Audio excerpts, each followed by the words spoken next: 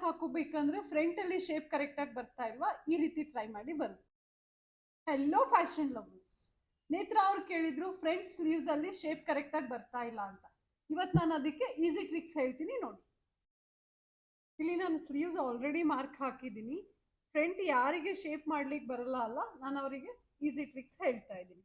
ಇದನ್ನ ಸ್ಲೀವ್ಸ್ ಏನು ಮಾಡಬೇಕು, ಈಗ ಬ್ಯಾಕ್ ಪಾರ್ಟ್ ಥರ ಸೇಮ್ ಇದೇ ಥರ ಕಟಿಂಗ್ ಮಾಡಿಕೊಂಡು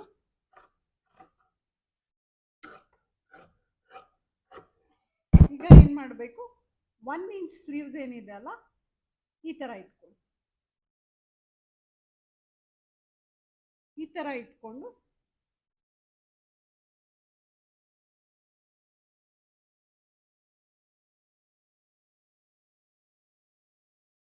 ಈಗ ಫ್ರಂಟ್ ಶೇಪ್ ಮಾರ್ಕ್ ಆಯಿತು. ಈಗ ನೀವೇನು ಮಾಡಬೇಕು, ಫ್ರಂಟ್ ಶೇಪ್ನ ಈ ಥರ ಕಟಿಂಗ್ ಮಾಡ್ಕೊಳ್ಳಿ.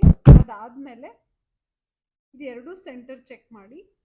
ಈಗ ನೋಡಿ ಫ್ರಂಟ್ ಶೇಪ್ ಕಾಣ್ತಾ ಇದೆಯಾ, ಇಲ್ಲಿ ಸೆಂಟರ್ ಒಳಗಡೆ ಒಂದು ನಾಚ್ ಹಾಕಿ, ಈ ಮೆಜರ್ಮೆಂಟ್ ಏನಿರುತ್ತೆ ಅಲ್ಲಿನೂ ನೀವು ಒಂದು ನಾಚ್ ಹಾಕಿ.